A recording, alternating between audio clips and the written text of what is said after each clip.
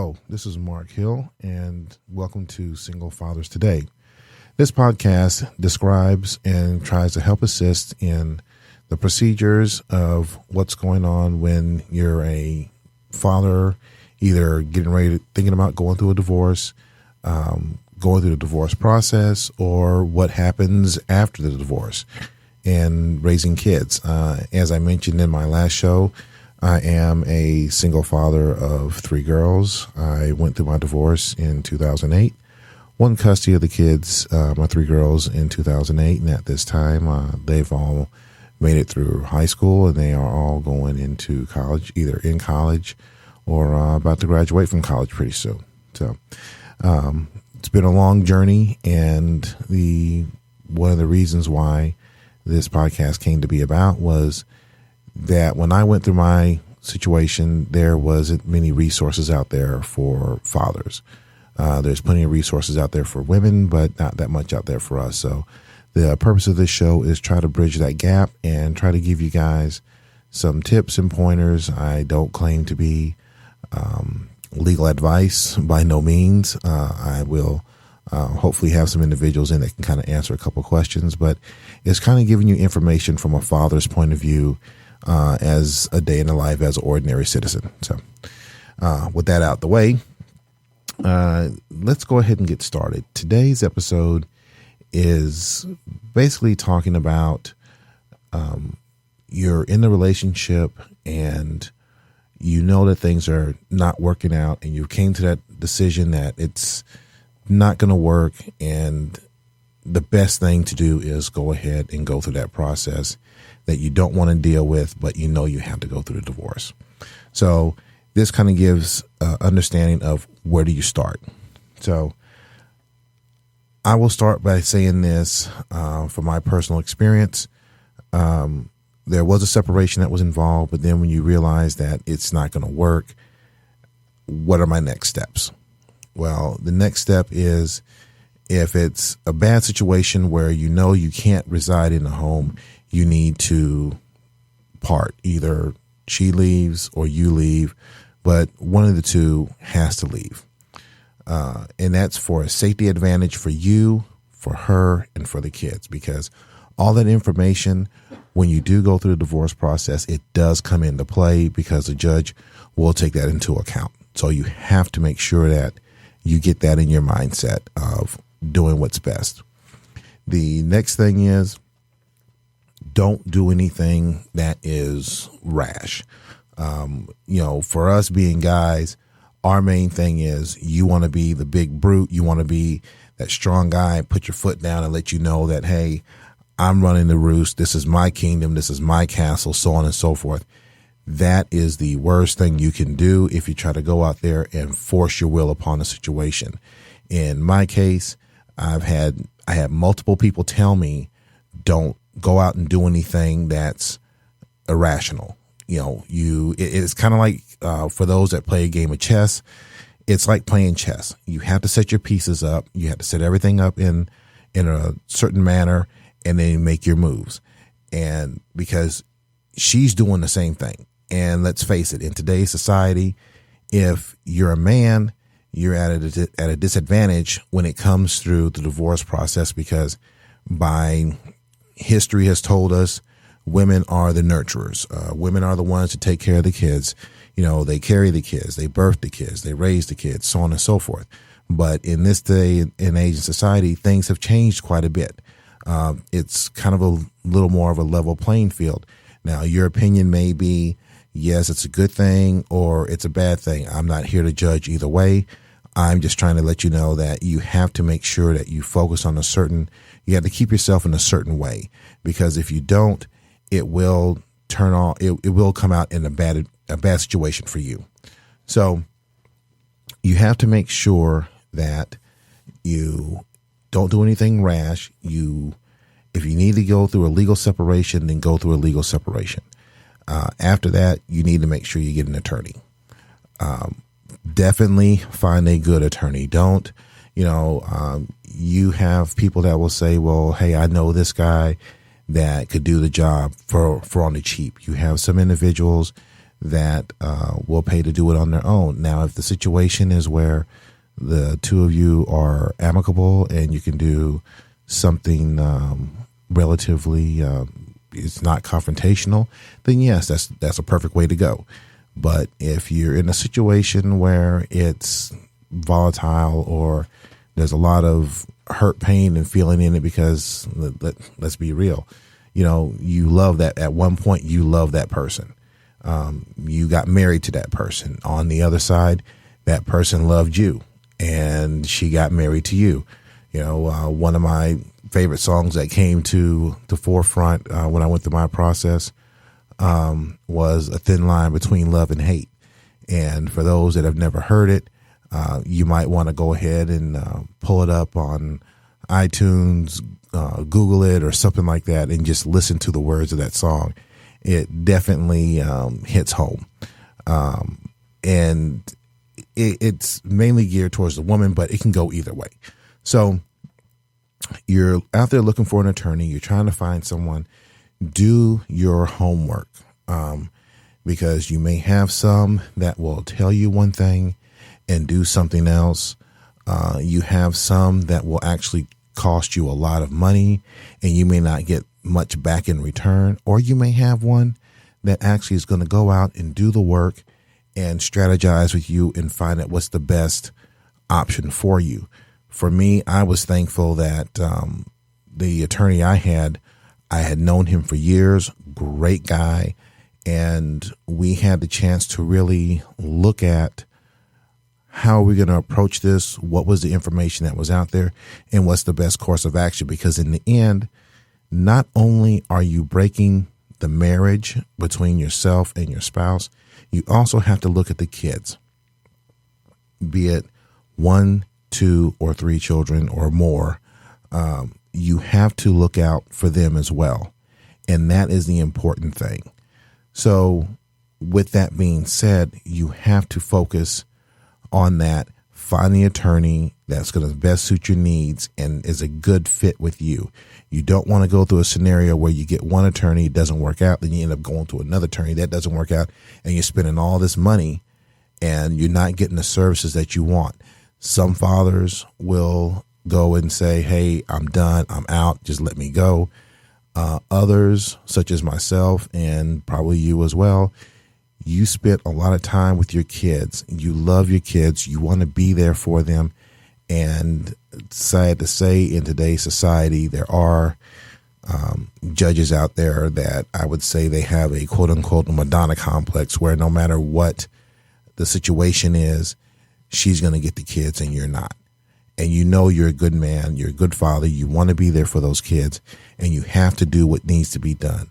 One of my friends, a side story, one of my friends, she used to work for the county sheriff in this area where I reside, and she would come across people all the time, or men all the time, that was brought in for failure to pay child support, and usually they would come up and say, well, hey, I did what I could, but I couldn't get my kids. I couldn't do this for my kids, X, Y, Z. And she's like, look, that doesn't matter. I know someone who went above and beyond, and he fought for his kids and he won his kids in custody. So it's a matter of how hard are you willing to work for your kids? Because in the end, those kids didn't ask to come into the world. You and your spouse or former spouse brought them into this world. So you have to do what's best, because at the end of the day, those kids are going to need you, because if it goes wrong and the situation doesn't work out, those kids you're raising today,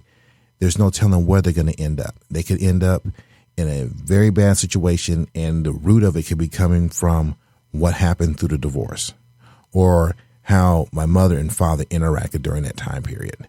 So that's something to keep in mind as you go through those items or go through those steps and find out. And again, check on the internet. If you know someone, sorry to say, that might have been through it, talk with them and get some ideas, and make sure that that person you find is a proper fit for you. Because if it's not, it's going to end up in a disastrous situation, and it's going to make a bad situation even worse. So once you do that, take that individual's advice.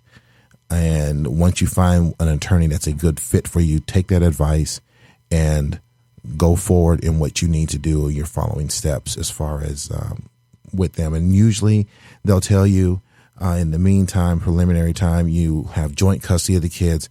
You get to spend time with your kids, a certain amount of time, maybe a week on, week off, which was offered to me as well. And you have to make sure you're there for them. If they tell you you have to be there at 5 o'clock, don't show up at 5:01. Show up at 5 o'clock. If you want to show up a little bit earlier, that's fine. You can sit out there and you can wait, and you get those, and then you get your kids, and you go ahead and do what you need to do with your kids and spending time with them. Because again, yes, it's an emotional time for you, but you also got to look at what's going on with them. So that's one of the things that you definitely have to keep in mind and be cognizant of when you're starting these initial steps. So with that being said, and having your attorney and making sure that you go through all the appointments and the meetings and things of that nature that they have to go through. And yes, there's going to be a cost associated with it. I don't know what the cost may be in your particular area, but that's something that you want to definitely look into as well. Now, if I can go ahead and go back a little bit about the time that you have with your kids.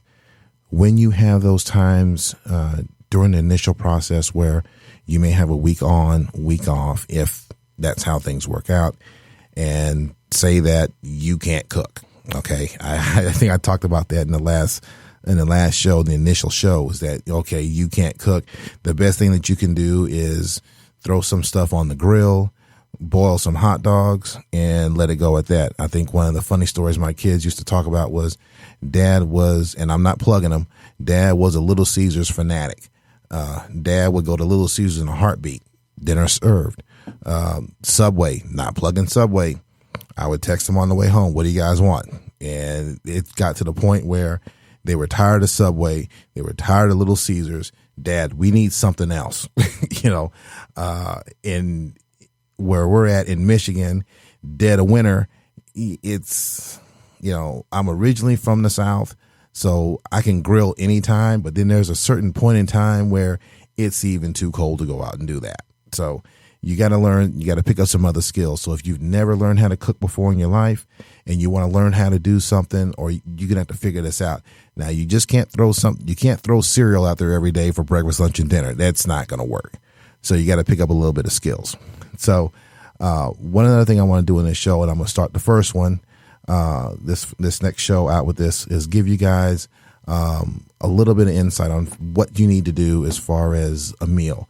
Now, I know that you may not be able to write all the information down within this show, but if you send an email to me at the end of the show, I will go ahead and I will forward the recipe to you. One of the recipes that I've learned how to master over the time is basically baked pork chops with rice. It's something that it takes about an hour to do from start to finish. And while you're with your kids doing homework, playing ball or whatever, you can get this started. I will go ahead and I'll read off the ingredients for you. And I will tell you now, if you ruin it and it comes out bad, it's not my fault. I'm telling you exactly what you need to do to make this work. So what you start off with is 1 cup of rice, regular white rice will work. You go with, if you get the Lipton onion soup mix in an envelope, that will work. You can get 6 pork chops, go to your Meijer, Walmart, Kroger, whatever. You get 11.5 ounces of cream of mushroom soup. I prefer using the Campbell's variety, and you get 1.5 cups of water. So as I went through and I made this, and I'll give you guys the information, the directions for it is, if you take the uncooked rice, you put it in a greased casserole dish, and then from there you put the onion mix over the rice, put the pork chops on top of the rice mixture after you wash them off, clean them off, wash the preservatives and stuff off of the pork chops. Then you put that on top, and then you get the cream of mushroom soup and you put that over the pork chops. It just says, the menu says just or the recipe says just put it over it. But what I do is I kind of cover it and kind of spread it over the top of it. And then I add the water, put the water like on the side and let the water rise up and cover it over. Bake it at 350 degrees for 1 hour. Take it off. Let it brown for a few minutes. After that 1 hour, if you take it out of the oven, just let it sit for maybe 5 or 10 minutes or so afterwards, and let it sit. And from there, go ahead and serve it. I mean, it's something that's simple. That's something that's easy, and it's something that you can add to your starting to grow list of what you need to do to be able to cook for the kids, especially if you've never done it before. And as I said, if you need the recipe again, because I went through it rather quickly, you'll be able to email me. I'll give it to you now. It's singlefatherstoday@gmail.com. And I can go ahead and I can send that to you, the recipe to you directly. Again, it is singlefatherstoday@gmail.com. And that can be the first item that you can add. So it's not peanut butter and jelly. It's not cereal.